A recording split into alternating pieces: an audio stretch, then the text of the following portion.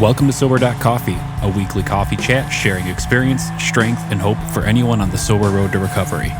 You can download Sober.Coffee weekly on all podcast platforms and check us out on Instagram at Sober.Coffee Podcast and on Twitter at Sober.Coffee Pod. To learn more about us and to help support these sessions, visit online at Sober.Coffee.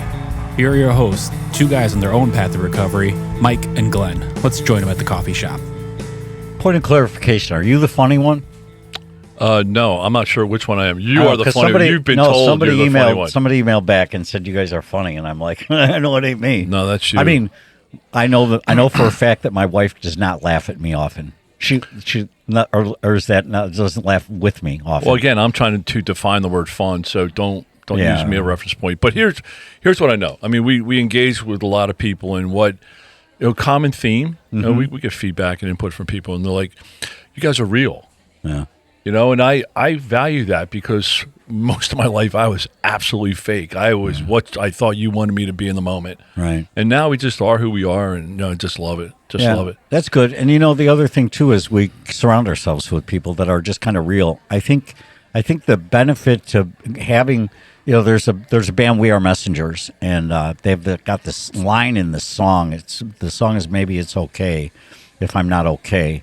And he says, if I didn't know what it was like to be broken, how would I know what it's like to feel whole? And it just, I think because we've lived kind of this unhappiness, and I don't know if that's the right word for it, but pain. Yeah, pain. And now we're living on the other side of it, and it's like, wow, life has a lot to offer. Yeah, it's funny. I had dinner, a 4.5-hour dinner with an investor this week who knows my whole story, and he's like, man, he goes, you're just, he said, you're just a different person, and I said, hey, I had to go through that. Right, to get to here. Now. I said, I could never do what I'm doing today if I didn't go through that. So it's really Hey, cool. Guess what? Table for 5? No, not 5. You're an overachiever. I want more. I know, right? You need a support group. I know. Yeah, table for 3 today. Sarah, that's awesome. welcome. Hey, Sarah, welcome. Thank you. Bright, Thank shining you. I'm glad smile. to be here. Yeah, super happy to have Sarah here. So, we talked this week and we did. So I'm just going to jump right to it because A, I have ADD. B, I've had a lot of caffeine in me. But as she lifted up her coffee cup, she's got this beautiful hand tattoo with the word love on there, and I want to hear that story because it's pretty profound. It's a very simple and elegant tattoo, but it's like right on your hand. You can't miss that. Everywhere you look, you got to see the word love. So anyway, welcome. Let's get out of the way first. So. Love. I love love, but I try to live love. Yeah. But maybe a tattoo's the right way to go. Maybe I'm going to put love in my tattoo that I'm designing. I know. Maybe. I know, right? There you go. Right. There you go. Sarah, welcome. Great to have you. We are connected on Thank you. social media somehow, somewhere, and something caught my attention. And I'm like, hey, let's just get you in the coffee shop and just, chat through sobriety, recovery. And, you're doing a lot of cool stuff. And we're looking to dig into that and, seeing, how you might be able to help some of our folks out there. Yeah. Yeah. And I've got ulterior motives because love was secondary, but one of the things on your social media and on your website, etc., your digital presence, if you will, digital presence. Look how you professional you are. love the word freedom, and and I love the word freedom. I never experienced freedom. I was a prisoner to my behavior. I was a prisoner to my consequences. I was a prisoner to my thoughts. I was a prisoner locked into my own head and my own world. And now I'm living a life of freedom. And I know that you too find the freedom from overwhelm, right? I love that. Yeah. Well, why don't we do this, Sarah? Let's just bounce it to you and let you give your elevator speech, introduce yourself, kind of what you're about, what you're into. We sometimes use our we frame it as our story of experience, strength, and hope. But just give folks an idea of who you are and what you're about, and then we'll start digging in. I've got notes. Mikey's got notes. Sure. Yeah. So I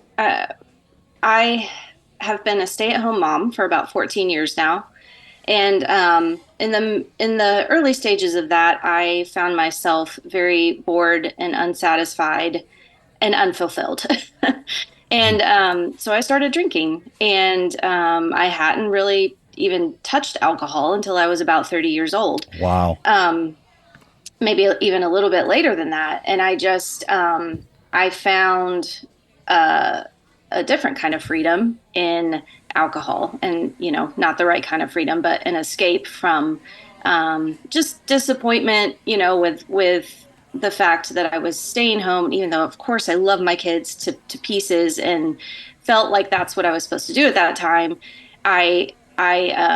There were so many other goals and dreams that I had that weren't being fulfilled. And so I found escape in alcohol. And, it started off as fun and just one here and there social thing. And then, of course, it quickly escalated into a full-blown addiction to where I was thinking about it constantly. It was pretty much all I thought about all day long. When can I start drinking? That whole story. And I tried to quit over and over.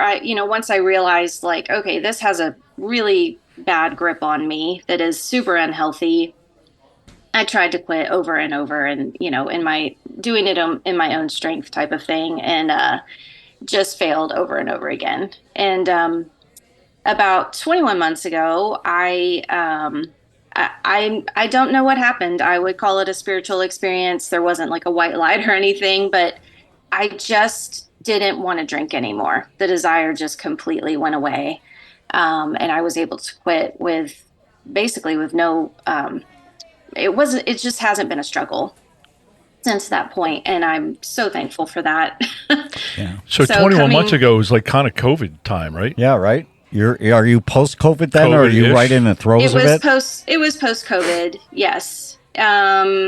We had a big transition in our lives during COVID. We were living overseas and had to move back right in the middle of COVID. And it was just the year after that was a really, really low point for me. Yeah. And I just knew, like, okay, I have got to get out of this. Right. Things are not going well. So, it was about a year after COVID hit, I would say. So question for you. Sure. Did you ask, I'll say it and then I'll explain it. Did you ask for the spiritual experience, or did it come out of left field? So in other words, did you sit down and say, man, I've had it. I give up. I need help, or like mentally, physically, or just like you woke up one day and it was like, hey, all of a sudden don't want to drink. Yeah, no. So I'm a pretty strong Christian, and I prayed for years, and I felt like the Lord gave me things. I don't know if you're familiar with Belle Robertson and her book Tired of Thinking About Drinking. Mm-hmm. So I'm an editor. I do a little bit of contract work here and there. And at one point when I was really struggling, she contacted me and asked me to edit her book. Never met her before, wasn't, looking for that. And when I got her book, I was just floored. It was like God handed me the manuscript to get out of my hole, So I had experiences like that throughout the whole struggle. And then finally, I don't know what the shift was, but I've been praying all along. And then I had a couple of friends come along beside me and start praying for me that the desire would disappear.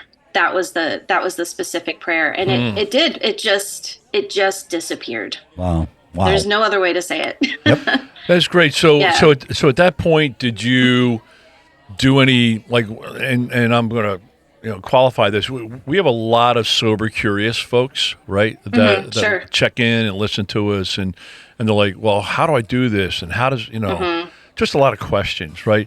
So at that point, did you go to any self-help programs? Did you use any resources or tools to help you find a recovery path or sober path? Not really, because I had sort of been researching it all along. I had Belle's book. I read her emails that she sends out daily. So she's sort of been my main path to just keeping the main thing in the front of my mind, the one day at a time language, and then having treats, excuse me, for myself. She's she's really big on that, treating yourself and taking care of yourself. As I mentioned to you guys earlier, I'm an extreme introvert. And so I've learned to say no to a lot of things that would be a cause for me to drink, triggers and that type of thing. So I definitely have a toolbox. Well, that's a great level of awareness. Yeah. Yeah. And that's really important, just to know what might be a struggle for me, and then to avoid those things and know that it's okay to avoid them. Right. Talk to me more about this treat thing, because I'm digging that. I'm digging that path. Yeah. So it's funny because I had a pretty expensive habit. I mean, it's only $20 a bottle, but you go through 2 of those a day. You multiply that times a week, times a month, times a year. I've got that's the before best, all the extra stuff. I've got the best stereo now in my little office. I mean, I can duplicate the experience of the Sphere in my little space, and that's awesome. But yeah, that's really interesting. And by the way, we'll back up. We'll put a link to that book. I imagine you're recommending that book. I'll put a link to that book up in our resource room, and that'd be great. So a couple things. First of all, I saw something, and I kind of really relate to it. A post that you put out there, and it was the "What a Crock" post, right? I just turned 60. Look at Mike. Look at me. Okay, so it was like, what a crock. Like people think life ends at 40, and you can't do anything new at 40, right? And what a crock, right? I just turned 60, and I'm doing more cool things in my life now than I've ever have, and I have just as much energy, if not more, and more purpose, passion, drive, and so what did you see behind that caused you to post that? What was your experience? Because you're like 25 or 30, right? Oh my gosh, you're so nice. Oh, just roll with it. Just roll with it. Just roll with it. Okay, that sounds great. Yes. With a 14-year-old, yeah. Yes. Don't do that math. Yeah. So, well, going back to why I started drinking, when I was like 30 something, I thought my life was over. I thought, this is it. I haven't reached any of my goals in life. I'm not doing anything fun. I'm not, I wanted to travel. I wanted to live overseas. And I just thought, well, this is it. Like I have nothing else to look forward to. And that was a huge part of why I drank, which is just so dumb, considering how much time I have left. So at some point I just thought, I'm 40 years old. I'm 44 now. And I could potentially, if I live till 80, let's say, I have the same exact amount of time that I've already lived to keep living. And I have all the wisdom, that I've gained, all the life experience. My kids are older now. So I just have this huge amount of time to do whatever I want. And it was just like this light bulb went on, and I was so excited for the rest of my life. So I just did the same math, except I didn't double mine because I'm not going to live to be 120. But I'm really aware of, I was just telling my wife that this week, and she didn't understand. I said, I'm really aware of time. And she goes, well, what do you mean? I said, I'm aware I have a finite amount of time left. And I know my, skills and competencies and the foundation that I have and what I can build on. And I'm like very picky about where I spend my time. And if it doesn't match my purpose and drive, I've like Sarah, like you said, I've learned to say no. Right. Yeah, that's outstanding. I wrote a blog not too long ago about, or maybe it's coming out, I don't know, I get all mixed up, but I did the math, and if I live to 80, I've got like 7,900 days left. Now, some people would say that's morbid. I'm saying it's opportunistic. That's how I look at it. I have that many days. I need to make them count. I can't just waste a day. I just can't waste a day. Make them count. That's how I look at it. So, so I love that post about what a crock at 40. Second post that I saw was, and I totally live by this. It's the critic, right? The quote by Theodore Roosevelt. It's the people that are, So I've looked at, in my whole life, I let people's perception and feelings about me, and I cared about what they thought about me, and they didn't even know me, and they're way up in the bleachers, and I'm on the field trying to fight a battle, trying to play the game, and I just cared so much, and it's so easy for people that aren't in the game to shout at the refs or shout at the players, right? And that's what that quote reminded me of. Oh, and that flashes me back because, yes, I was bent on what people thought about me. And now I was bent about how I thought about myself because I was my own worst critic. And now I'm not as critical of myself because I kind of make rational next right thing decisions. I don't do things that embarrass me to myself. So let's get back to your original thought, love. Yes. Sarah, how do you define love? Oh, man. Love to me is about giving to others, seeing exactly what you're just saying. And the opposite of being a critic is accepting people for who they are, whether you agree with them or not. There's just so much tension in our world today, and it makes me so sad because we all have stories, and we all need to be accepted and loved no matter what. And I may not agree with every single thing that you think or believe, or even what you're doing, what you're wearing, whatever. But that doesn't mean that you're not a human that needs to be respected and accepted. So that's great. So Mikey, that's what it means to me. Thank you, Sarah. Mikey, what does it mean to you? Well, since we're learning how to define words these days. Well, I'm going to make a compound sentence out of it. I don't know what that means. Of course you are. Because I'm no grammarist. But what I know is that I've found this thing called unconditional love, which, and there was really, everything comes with conditions in this world. But the closer I can get to unconditional, where it's not transactional. I'm just loving and giving, whether it's deserved. And again, to myself, first of all, am I loving and giving to myself without condition? I know I'm not going to scale up to what I expect. I have to love without condition. But I think love is service. I think love is service. Yeah. So I thought my entire life, love was like a gooey feeling, right? If I had the gooey feeling, I loved you. First of all, I've learned love is a decision.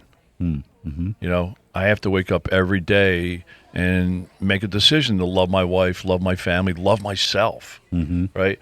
And some days that's hard, right? But my definition is, if I tell somebody I love them, to me that means I care more about you and your well-being than I care about my own. Yeah, you've said that before. I love that. I love that definition. You love love? Love? I do. I love that definition. Yeah, that makes sense to me. So, but part of that is what Sarah and you both talked about is, what comes almost simultaneously is serving. Right. Right? So, and that's selfish serving. Through my life, I was a PhD at serving people so I get what I want. Right. But now it's the unconditional where you just serve, and if I get nothing back, that's a whole expectation thing. I'm okay with getting nothing back. Right.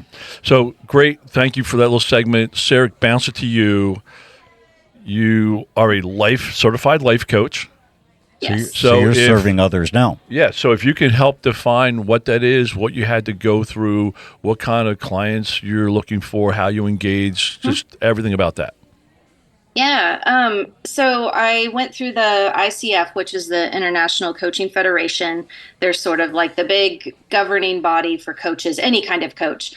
Excuse me. And they, what's the word? Qualify is not the correct word. I can't think of it, but endorse is the right word. Different programs. And so I'm taking a program that they've endorsed. It's a pretty big one. And their main focus is recovery, but then they also have a life coaching segment within that. So I did sort of a dual certificate. The life coaching piece was first, and now I'm working on the recovery coaching certificate. And I'll be finished with that in a few months. So one of my big things that I really want to focus on sort of clients that I'm looking for are people who are looking for what's next. That's kind of my big catchphrase is what's next. As a mom who has kids now who are getting ready to start driving, I'm looking at what's next. Do I go back to school? What are my passions and dreams and goals? Do I even remember what they are? I hate to correct you, but I think what's next is to get a good insurance agent.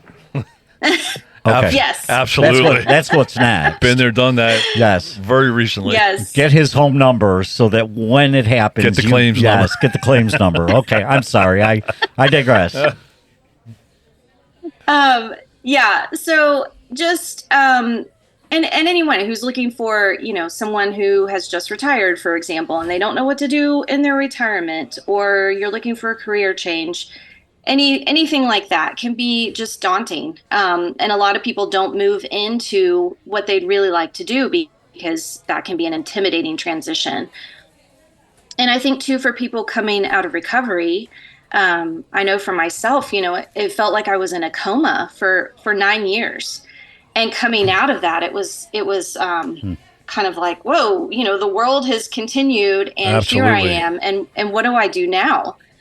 So anyway, that's my passion, is to help people in that sort of transition stage. I love it. That. So are you looking at Zoom clients or in-person clients, and where are you located? I am in Missouri. Okay. And yes, my whole business will be online. That's my plan at this point. So that's great. So there's also challenges in starting a business, right? Yes. Oh my goodness. Yes. Oh, now Glenn.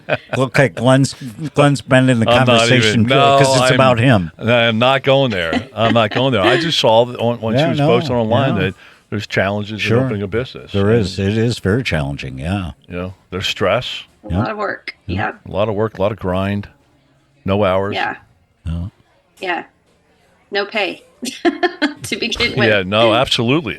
But, again, what I've learned is, Sarah, just 50 years, I was my own king and I did it all myself, and asking for help was a weakness. That's how I was brought up. With my dad in business, they throw you the manual and like, don't ask questions, figure it out. So asking questions or asking for help was a failure. And what I learned at 50 was asking for help is a superpower. And there's people out there, especially in some of the recovery programs. They're just, help is just amazing what people do for each other, Well, and I liken it to the greatest sports stars of our life, the Michael Jordans, Tiger Woods. They all have coaches.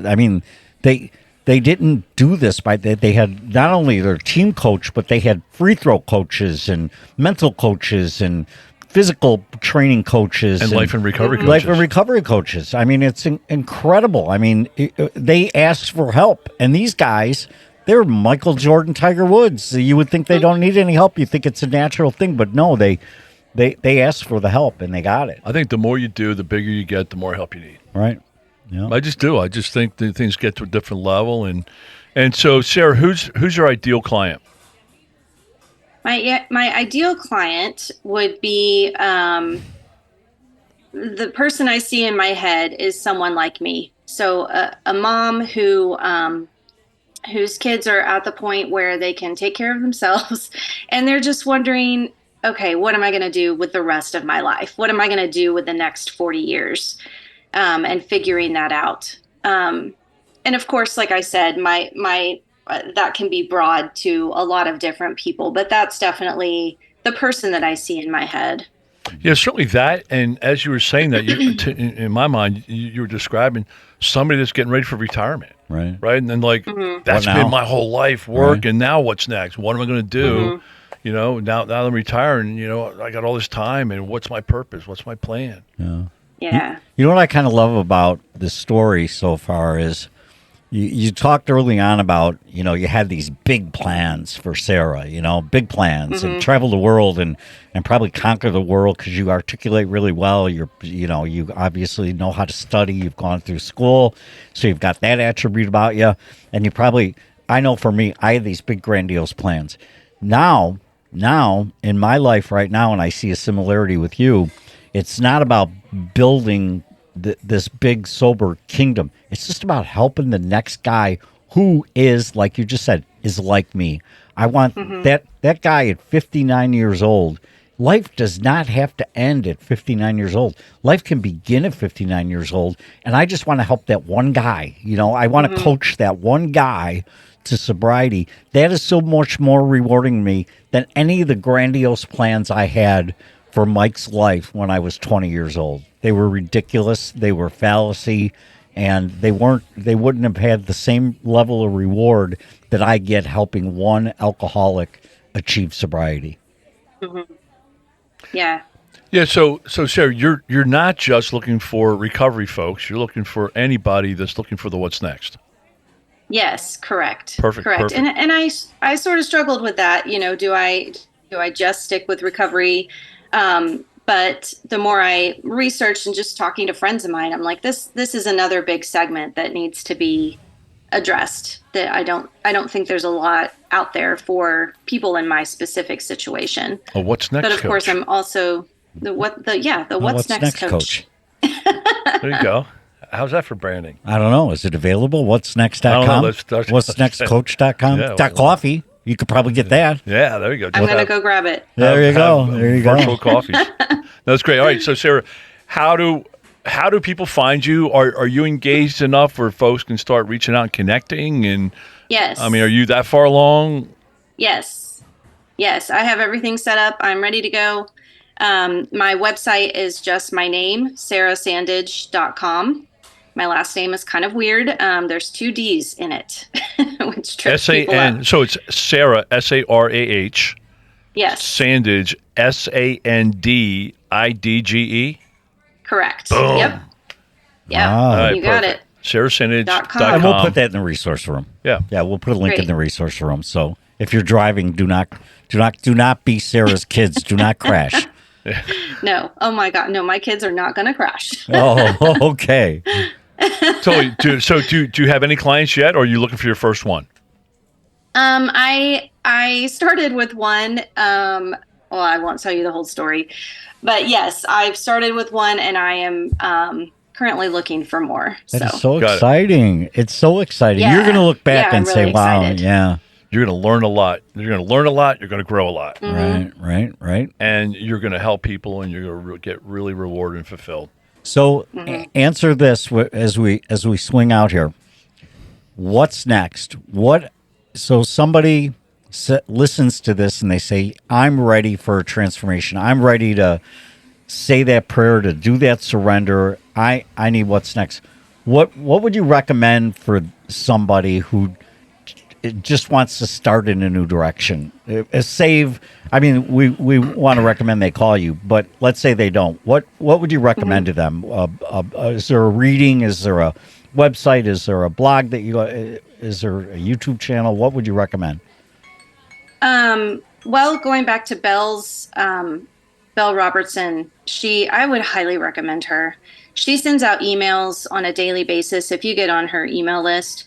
And everything she does is anonymous, which is sort of different. She's been anonymous all of these years. That's not her real name. And she likes to keep everything she does, everyone that she works with stays anonymous, which is sort of a different path than a lot of people do. Mm-hmm. But just reading her emails daily, I still, 21 months down the road, I still read her emails almost on a daily basis. Because she's just real and straightforward, and I love her language. And I think a lot of people can relate to her. So she's who I would recommend. All right. So quick question. Do you want male and female clients or just female? Yeah, I know. I'm happy to work with both.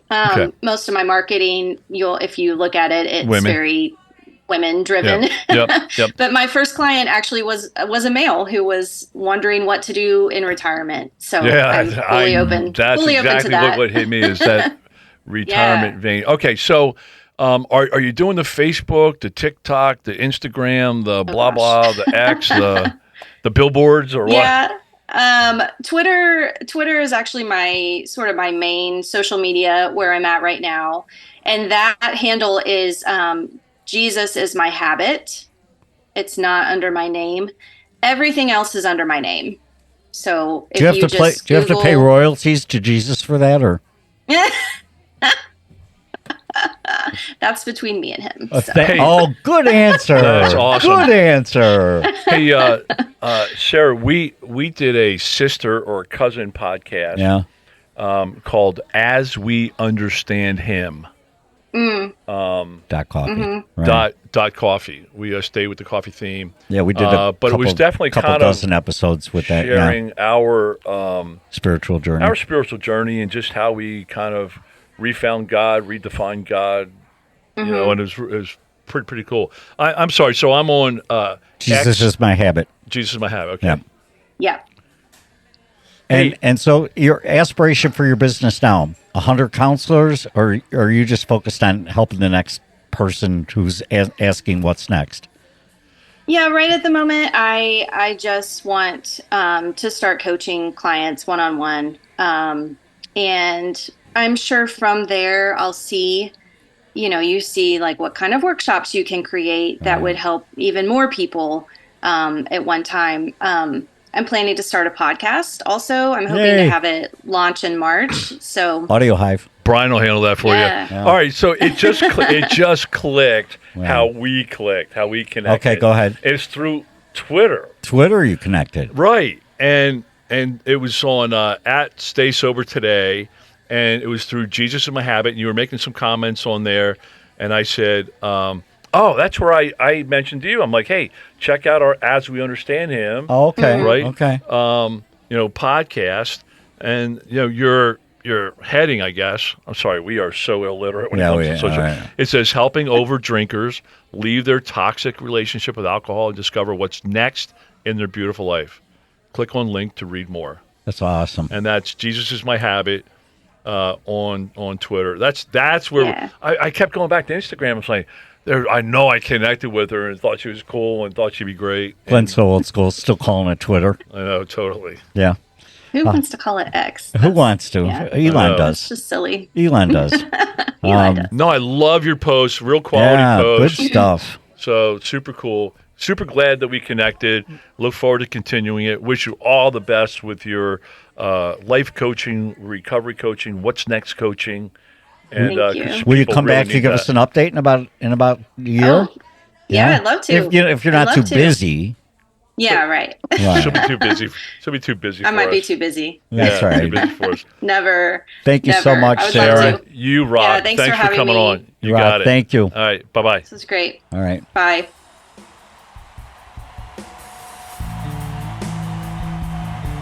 Thanks for joining us for today's coffee chat. To contact the show, email us at podcast@sober.coffee. If you need immediate help, the AA hotline is 800-839-1686. The National Suicide Prevention Hotline is 800-273-8255. Remember, Mike and Glenn are sharing their own journey on the path to recovery. Any suggestions, medical or otherwise, are their own experiences and should not be viewed as professional advice. See you next week, and remember, there is a solution.